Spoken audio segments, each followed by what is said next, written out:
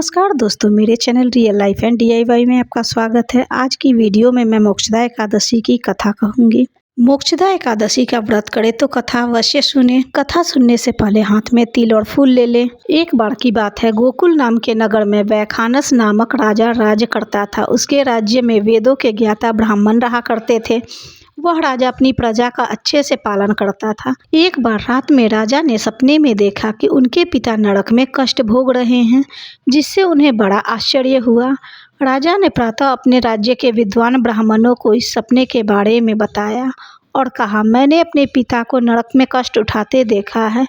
पिता ने मुझसे कहा है कि पुत्र, मैं नरक में कष्ट भोग रहा हूँ, यहाँ से मुझे मुक्त कराओ। जब से मैंने ये सपना देखा है तब से मेरे चित्त में बड़ी अशांति हो रही है।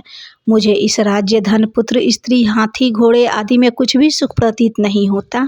राजा ने ब्राह्मण देवताओं से कहा कि इस दुख के कारण मेरा सारा शरीर जल रहा है। अब आप कृपा करके कोई उपाय बताइए जिससे मेरे पिता को मुक्ति मिल जाए। साथ में राजा ने कहा कि उस पुत्र का जीवन व्यर्थ है जो अपने माता पिता का उद्धार न कर सके। एक उत्तम पुत्र जो अपने माता पिता और पूर्वजों का उद्धार करता है, वह 1000 मूर्ख पुत्रों से अच्छा है। ब्राह्मणों ने कहा, हे राजन, यहाँ पास ही भूत, भविष्य, वर्तमान के ज्ञाता पर्वत ऋषि का आश्रम है। आप उनके पास जाइए, वह आपकी समस्या का हल जरूर निकाल लेंगे। राजा मुनि आश्रम की तरफ चल दिए। वहाँ राजा की मुलाकात पर्वत मुनि से हुई। राजा ने मुनि को दंडवत प्रणाम किया। मुनि ने राजा से उनकी कुशलता के बारे में पूछा। राजा ने कहा कि महाराज, आपकी कृपा से मेरे राज्य का सब कुछ कुशल है, लेकिन मेरा मन बिल्कुल भी शांत नहीं है। ऐसा सुनकर पर्वत मुनि ने आंखें बंद की और भूत विचारने लगे।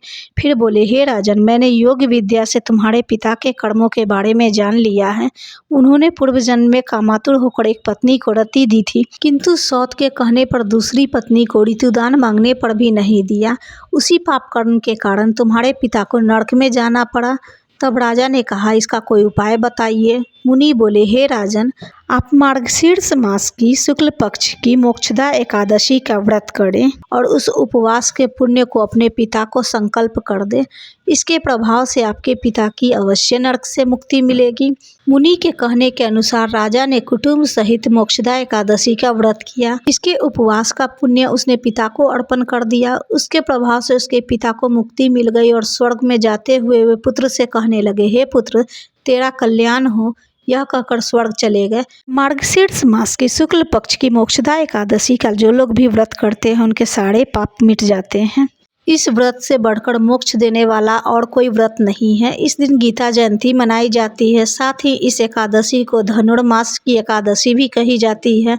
अतः इस एकादशी का महत्व कई गुना और भी बढ़ जाता है। इस दिन से गीता पाठ का अनुष्ठान प्रारंभ करें तथा प्रतिदिन थोड़ी थोड़ी गीता अवश्य पढ़नी चाहिए। इस तरह मोक्षदा एकादशी व्रत कथा समाप्त हुई। ओम नमो भगवते वासुदेवाय।